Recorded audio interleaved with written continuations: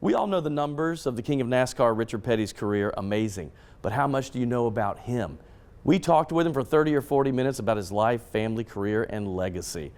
We now know a little more about the man behind the wheel. Lord King, I don't know where to start. The house that we are in, can you talk to me about the significance of this? Because I have never set foot in here. Yeah, this is my mother's home place.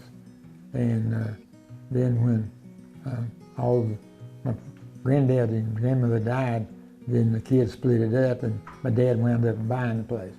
But before that, mother and daddy lived here with granddaddy and my grandmother, and I was born in the west room up here, and my brother was born up there. So this is really our home place, and it's right here beside the shop, the museum. So everything's still there after 86 years. You know what I mean? You kept it all together. Yeah, we've tried to keep it all together.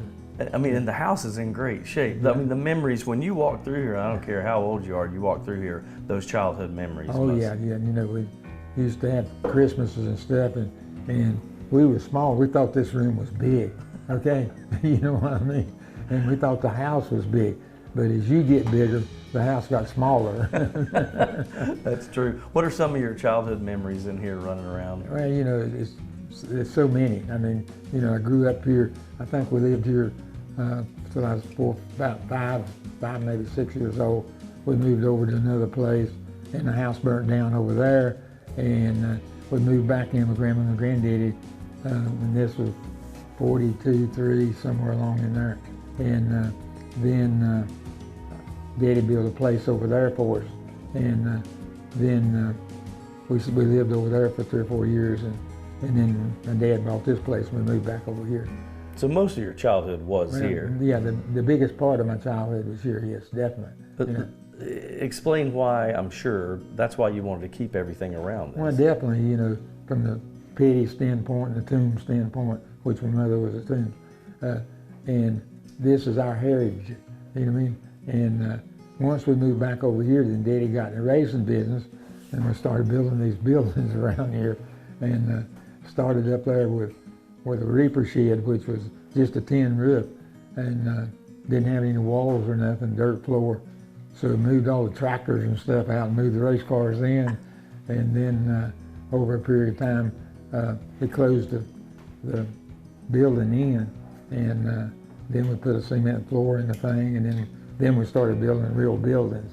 And so we rebuilt here probably 6 or 7 different times, different buildings. So must be at least 1,000 doors over there, and nothing's on the levels.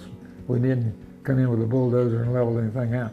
If the building was here and this and here, you just step down, and so it's really a maze when you try to go through it. And he started racing when he was roughly how old? He was 35 years old in 1949, and that's what our 75th year is. And it's not a Richard Petty deal, it's the Petty family. My dad started, you know, I came along, my brother, you know, then Kyle came along, Adam came along, got a grandson that's coming along now. And so we just always been involved in racing in one way or another. So even when you were, how old were you working on cars? Well, basically 1949, the first race they ran in Charlotte, North Carolina in June. And I was 11 years old, but my birthday's in July. So first cup race I went to, I was 11 years old. But after that, then, you know, back then the cars were pretty stock, and you just changed oil and put air in the tires, and, you know, there wasn't that much, it was just a little bit of maintenance. And, you know, my dad started to let us wash the car, change oil, and, you know, stuff like that. And then as time progressed, they put roll bars in cars and started making the suspension stronger where it wouldn't break, and started rebuilding motors. So it started out strictly stock, and over the years it just gradually got a bigger operation. And my brother and myself and my cousin Dale Inman, you know, we all worked on the cars when we was 12, 14 years old. Oh my gosh. And I mean, you know, I was 16 years old and drove a car to California, and Daddy raced it and drove it back home.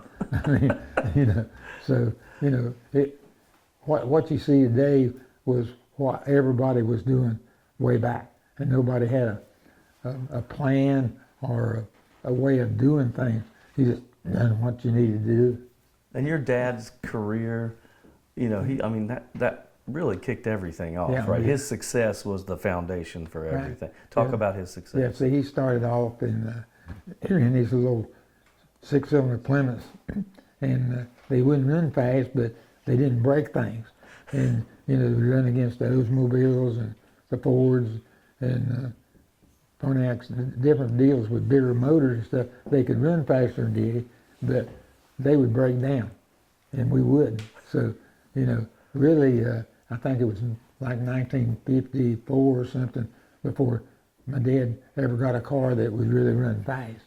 But he graduated into that and he was the first one to win 3 championships. And I think he won 54, 55 races. So until I came along, then nobody had ever beat his record. Really? Yeah. So, and I was talking with someone one day, I can't remember this gentleman's name. He works in the museum and he knew everything about all the trivia about you I've ever heard in my life. One of the stories, and tell me if it's true or not, he said, you know, back then, they didn't measure things down to micrometers and all that. And this was just, you did the best job with your cars. And he said one of the things that you guys would work on is you figure out a way to use exhaust to help people behind you not do quite as well as you did. How can you talk about that? Yeah, you know, it was just, everybody had a little trick, okay? And it wasn't against the rules because to begin with, they didn't have any rules. And then if somebody do something and NASCAR didn't like it, then they'd outlaw it, and they kept changing the rules every year. And so it got more sophisticated as time progressed. And, you know, now the cars are like kit cars. We used to measure stuff within an inch, and then they got to measuring stuff in 1/2 an inch, and now they measure them in thousandths. So it's got very technical. Racing went from just being a sport, it went into a business. Okay, It's a science. And now you got as many engineers sitting there with the computers trying to figure out what the rules are and what we can do to kind of stretch them a little bit as you have people working on a race car. So again, it's just it's become a show business now. It used to be racing, and now it's, you know, who can put on the best show. So with that, what he was talking about, one of the things he said is that if you put your exhaust up a little bit, it can choke the engine out of the car behind you and keep them slower than you when they're trying to draft. Well, Did that happen back like in I those say, days? everybody had a little bit of trick, do something a little bit different, and maybe you'd see somebody do something and you'd say, I can take that and modify it, make it a little bit better than what the guy thought it up. And so just progression of people seeing what other people doing, thinking on their own, and that just changed the whole complexity of racing over a period of years. So when you got into it and your dad was successful, and at that point I'm sure you had no idea that you would end up with the career that you had, what were some of your strategies in those early days? Well, you know, I guess when I first started running, my dad said, when you start running, if you run fast, that's good, but you got to run fast all the time. If you run slow all the time. In other words, he wanted me to be consistent, no matter what you had and what you had to work with. But when I first started in basically 1958, July 58, I started running a convertible circuit and ran a few races. And I guess 59, I probably ran 5 or 6 cup races. And then in 1960, they did away with the convertible circuit. And the reason we ran convertibles was we didn't want to run, my dad ran a car and me run a car in the same race if we didn't have to. Okay, 'cause we wasn't, you know, if you done good, you was taking money away from the other guy. And so in 60, they did away with that. So then we started running together. And then in 61, he had a bad accident at Daytona. And I don't think he ran 3 or 4 races after that. So then it was up to me, my brother, Dale, you know, all the people that was left to take it then and make it work. And so when you were racing in those days, I mean, the cars are just so different than what you think of now. Did you think that you developed some sort of a strategy that worked throughout your career, or was it just constant adapting, changing, testing? All the above. Really? Okay. But our deal was preventive maintenance. Fix that car so that no matter what happened, you could be around at the end of the race. And if, no matter how fast you run in the beginning of the race or during the race, if you don't finish, you don't count. They just pay when they throw the checker flag. So that was my dad's always strategy. Be there when it's over with, and then you got a chance to win. And that was our strategy throughout the whole, my whole career. You know, run as good as you can, as long as you can, but just make sure you're there at the end of the race. Was there one of those, it was probably more than one, was there a lot of races where you think, we were running on spit and duct tape and had to get that car to the end? I mean, do you have any stories about when you had to do some crazy unconventional things to make that car last? Oh yeah, you know, there's so many different deals that, you know, I know one thing, and this is one of my father's deals. We was running a Shelby or somewhere, a dirt track, and the accelerator broke on his car. And so we come in, and we got a piece of wire hooked to the carburetor, knocked a hole in the firewall, and my dad was sitting there pulling it. I mean, you know, because he wanted to finish the race. And so he's accelerating by pulling a wire? Yeah, he'd pull it and go down the straightaway and let off and go through the corner and pull it again and go down the straightaway. I mean, you know, you had to think on your feet. There wasn't a set pattern of what went on. You adapted to whatever the circumstances were.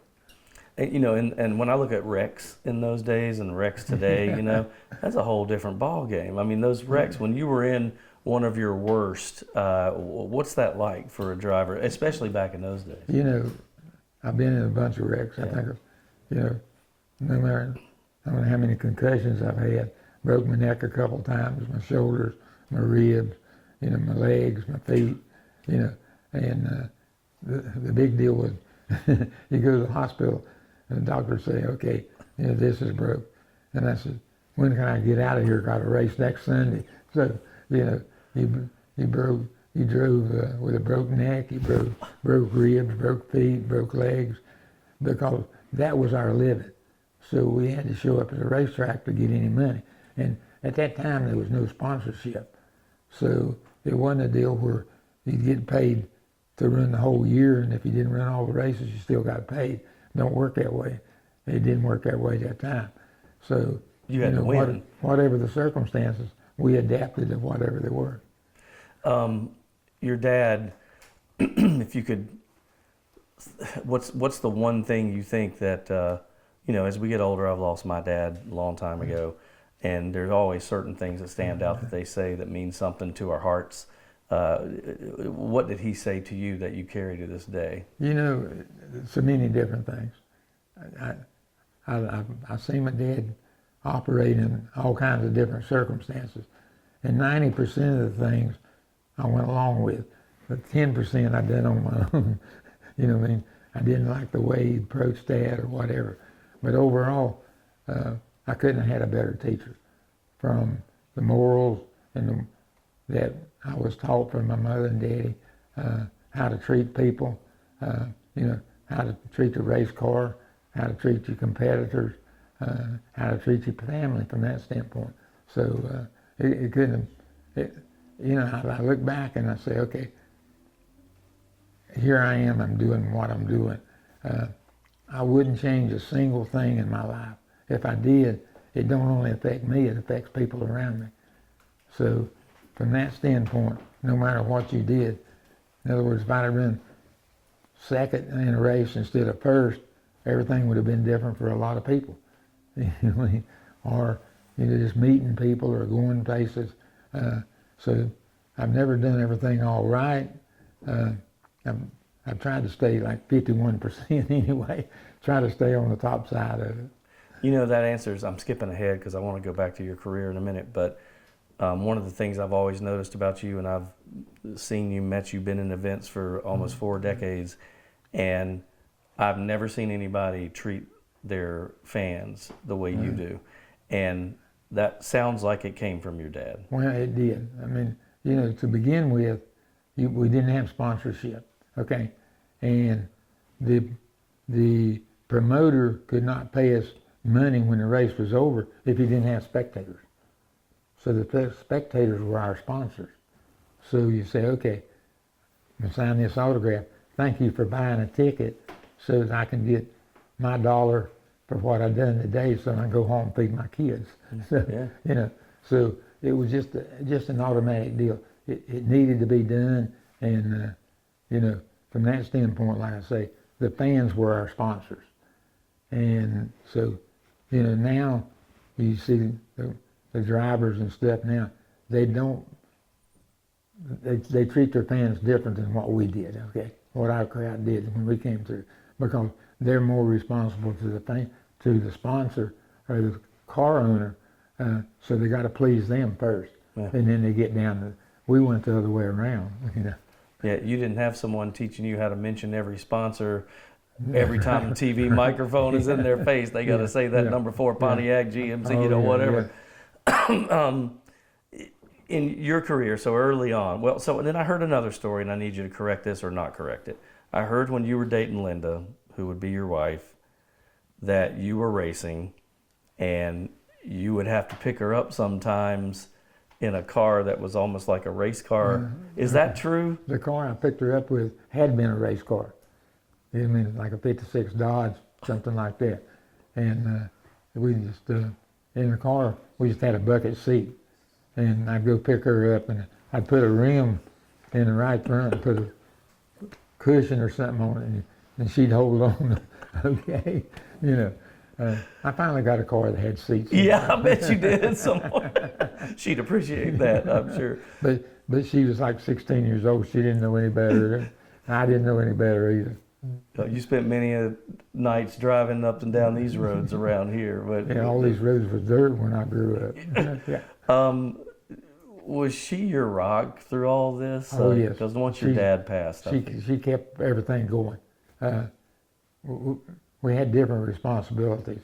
I mean, my responsibility was to go out and make enough money for the family to operate.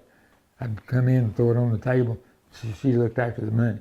She paid all the bills, took care of that part of it, and then she took care of the kids. And so we really lived, you know, 2 or 3 different lives. I lived a life, she lived a life, and then we lived a life together. You know what I mean? So we was married 55 years before I lost her, and I always told her, I said, you know, we probably lived together 25 because we'd go off and be gone a week or two, go up north or go out west and run 3 or 4 races. So you know, she had to take care of the home deal, and that was her responsibility, and she done a heck of a job with our 4 kids. It's that's a hell of a job, Yeah, and a hell of a woman that can keep that going, and you guys stayed together that many years. Well, she was, I think she was 17 when Kyle was born, and so she was a kid too. But if you look back and you talk to the people grew up quicker in that era than they do now. I mean, they grew up, don't get me wrong, but society is so much different. So there was a different society that we grew up in that tolerated that's the way the system was. And that system won't work today, but it's graduated over a period of time. So you got people now that wait until they're 30 years old before they get married, you know, 35 before they have kids. I mean, you know, so it's just a different society now. She, and I met your wife several times, and always made me feel like I was more important than I was, you know, like, and that's because, you know, you're here and then she was over there talking. And one thing I wanted to say is that there are good times and bad times in every life, and you're going through races, and whether it's wrecks or losses, and those few bad times, you didn't have many, as most people do. But what were those conversations like with her when you get home and she knew that was a rough day for you? Well, you know, it was one of those deals where she'd always say, when you gonna quit? You know, you get hurt and laying there and moaning and groaning, and anyhow, and she said, when are you gonna quit driving? I said, when I quit having fun. Okay, if I'm not enjoying what I'm doing, I'm gonna quit and do something else. And so that finally come. in '92 where I said, okay, been 7, 8 years since I won a race. I still enjoy driving, but I'm not helping anybody by doing it. I'm having fun, but nobody else is. So finally I had to say, okay, time out. We're just going to try to do something different. Yeah, she was the center of all of it back home, wasn't she? Yeah, I know. We had that bad wreck at Daytona in '88, I think, and it knocked me out. And I was laying there. She come in, and I could tell she'd been crying, and so she wiped her and everything. She looked down and said, "Are we having fun?" You knew what that meant. I knew what that meant. And that was about a few years before you did decide to. One line I heard in the '90s, I remember there was talk of you running for governor. You remember that? But yeah. And do you remember, because Linda was quoted about what she thought about that, and she gave her opinion. Do you remember that if I said it again? Ain't no telling. Well, first of all, let me ask you, when that came up and people were saying, is he going to run for governor? What was your thought? I mean, was that an illegitimate consideration? No, I ran for Secretary of State one year, and I'm really glad I lost. Okay, politics is, there's a lot of politics in NASCAR. Okay, but the politics in NASCAR I kind of understand. Politics outside of NASCAR, I don't understand politics at all. Linda's quote was, "If they're going to move the Capitol to level cross, I'm good. Otherwise, that's not happening." She didn't want to move to Raleigh, right? That's right. That's right. So your career, 7 championships and 200 races. I think that still holds today, right? Yeah. 7 Daytonas. How do you sum that up? I mean, I'm sure you never thought it would end up that way. It's one of those deals where you did what you did, and then later on you added it up. You know what I mean? I mean, like '67, we won a race, won 2 races, won 5 races, won 8 races. Never thought about what we'd won. We said, okay, quick as the race is over, where's the next race? We got to go win it. I mean, and if we lost a race, we still thought we got to go to the next race and win. So that was our mind thought. Got this in front of us, we got to go conquer it. What we've conquered in the back is history. Okay, that's already done. Forget that. You know what I mean? So you always look ahead. You had to have history to get you in that situation so that you could go forward, but you kind of had to forget about history and look at what's happening today, what's going to happen tomorrow. It's nonstop, isn't it? No, it really happens. I mean, there's no day off in racing, true? No. Now, if you mess around with racing and you're in it every day, you've got to be dedicated to it. You get a lot of boys that come in want to work on race cars or drive race cars, and but then you hear them talk about burnout. We burn. They're not dedicated. You know what I mean? If you're dedicated, you don't talk about time. I mean, we used to work 48 hours at a time or 10 hours at a time. Whatever it took, we did. And nobody ever thought about, well, I'm tired, I'm going to sit down and rest a while. You didn't do that. Then you're not a racer. No, you're not dedicated. And it doesn't make any difference what job it is, whether it's your job. If you're not dedicated to it, then you don't do a good job. Do you have trouble sitting still now? So you've got to be dedicated to whatever you do. Just like these boys they're dedicated to what they're doing. And that's what they want to do. And that's what they do, and they can do a good job. Is it hard for you now to sit still after that, all those years of dedication? Well, I've had to live a different lifestyle. I lost Linda about 8 or 10 years ago. That changed my whole way of living, because all of a sudden I'm living by myself. I've got to do a little bit of looking after myself for a change. Otherwise, she took care of everything. But I've got 3 daughters and a son and other people that surround me that kind of took up her gap. She was one person, now there's 6 or 7 of them looking after me. It takes that many to fill her gap. Right, it takes that many for everything. I mean, from eating and going places, getting your system lined up, what airplane you're taking, where you going to go, where you going to race this week, what time you got to be there, what time you got to be interviewed, whatever it may be. When Kyle started racing, How was that for you as a dad? You know, that made it tough. Okay, really what happened was along then was doing pretty good, and then when Kyle came along, I got really interested in his career, and from that standpoint, it's hard to serve two masters. Okay, so I took a lot of what I was doing, put over there, so it took away from me and didn't really help him that much either because I couldn't give him everything. And so, you know, you look back on it, even though, like I told you, I wouldn't change anything, but look back on it.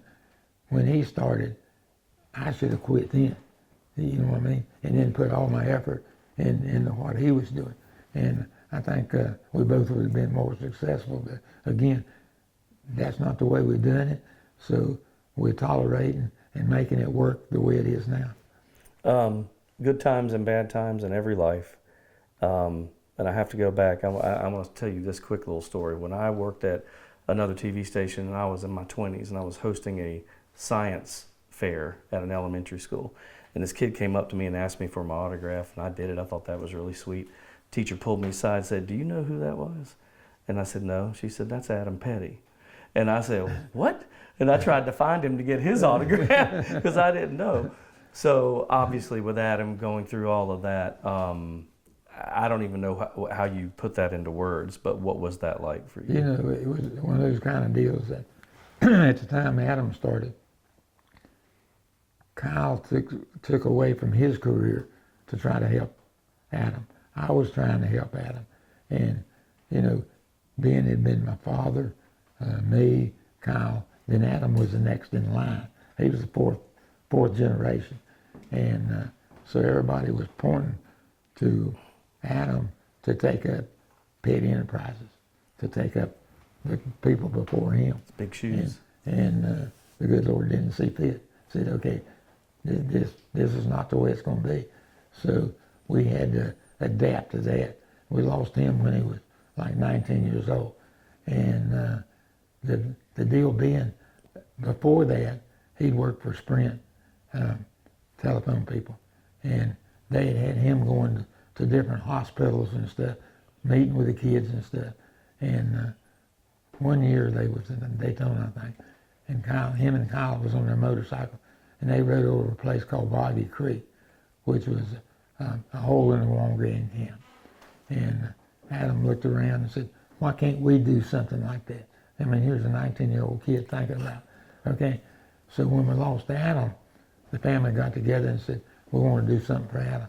So that's where Victory Junction came about. And we met with those people. Kyle talked to the people up there, talked to Paul Newman, and Paul said, "Yeah, let's do it." At that time, there wasn't but a couple of three hole-in-the-wall gang camps all over the world. And so we wanted to get under his umbrella because we knew how it operated and how it worked. And so him and Paul got together, and Paul said, "Go do it." So then, you know, we got everything going, and we're celebrating our 20th year this year. So that's served probably 40 or 50,000 kids that wouldn't get to go to a regular camp because people that go to our camp are afflicted in some way, and they can't go to a YMCA camp or a church camp because they can't leave their family or whatever. So, you know, we've got a hospital at the camp that takes care of everybody, any kind of problems they have. So, you know, we take care of all different kinds of diseases and different handicaps that the people have. So it's just been great. That, you know, your Petty Enterprises, all the racing, all that, but it sounds like that's the heart. That I think is going to be our destiny or whatever, our legacy, is that the Petties have got together and racing caused it, okay, and that Victory Junction can be here for another 20 years, another 100 years as far as that's concerned. And the Petty Enterprises and racing, it's history. It's going to go away, okay, because it'd be something to take its place. But Victory Junction can always be here and can always be looked at as part of the Petty legacy. Last question. In 100 years, when someone says Richard Petty, what do you want them to think? I'm going to tell you, everybody that's ever met Richard Petty has a different opinion, okay? And the main deal, if you want to look at it from that standpoint, is just be remembered. Whether they remember you as a good guy, bad guy, or whatever. If they remember you, then that's all you can ask for. Then you did something right. Yeah. Thank you, sir. Yes, sir. Thank you, guys. That was awesome.